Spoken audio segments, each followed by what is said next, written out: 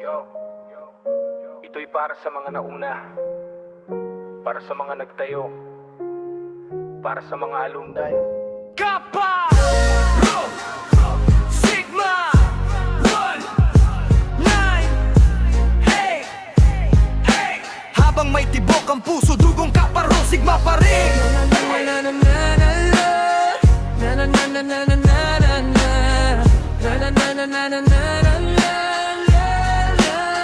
Noong wala pang pangalan, may mga taong nangarap sa gitna ng hirap at unos. Sila'y buong tapang humarap, hindi para sa sarili, hindi para sa papuri, kundi para magtayo ng samahang may dangal at puri. Mga halitinak, simula ng pundasyong matibay, mga pangalang nakaukit sa bawat tagumpay, sa bawat pawis na tumulo, sa bawat sakripisyong iniwan na itayo. Ang kapatirang hanggang ngayon ay pinanghahawakan, katapatan ng unang iniwan, hadikain para sa kapakanan, pagkakaisa sa bawat samahan, paninindigan sa anumang labanan.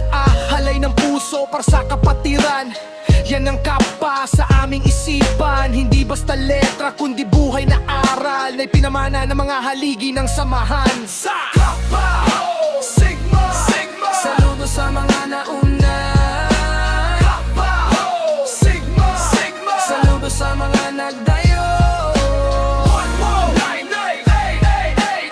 nagsimula ang lahat. Habang buhay naming dadalhin ang iyong legacy at pangarap. Sa mga alumni na natiling tapat kahit lumipas ang panahon, hindi kailanman kumupas. May kanya-kanyang buhay ngunit iisa ang dala. Pag narinig ang Kappa Rho Sigma, tumitibok pa rin ang dibdib nila. May mga kapatid na nauna ng lumisan, ngunit hindi kailanman nawala sa aming isipan. Ang kanilang pangalan ay bahagi ng kasaysayan, at habang may samahan buhay ang kanilang alaala magpakailanman. Respeto sa bawat kapatid, husay na sa gawa ay nakakabit. Oras na inalay ng higit sa sarili, yan ang Rho na iniwan nilang pamana sa amin. Sa bawat payo, sa bawat gabay, sa bawat pagkataong kami inalalayan. Maraming salamat sa inyong sakripisyo, kayo ang dahilan kung bakit matatag ang organisasyong ito. Kappa Rho Sigma, Sigma. Saludo sa mga narumna, Kappa Rho Sigma, Sigma. Habang buhay na gabay, simula ng aming kwento.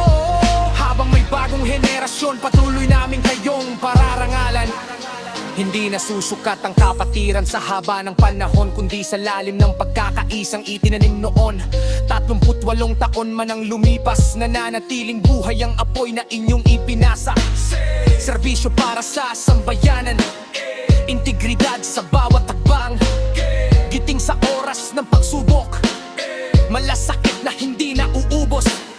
Ambag sa susunod na salinlahin, yan ang sigma na nais naming ipagpatuloy lagi, upang ang bawat bagong miyembro na darating ay maunawaan ng lalagang inyong iniwang ningning. Kaya ngayong gabi, sabay-sabay naming sasabihin, hindi masasayang ang pundasyong inyong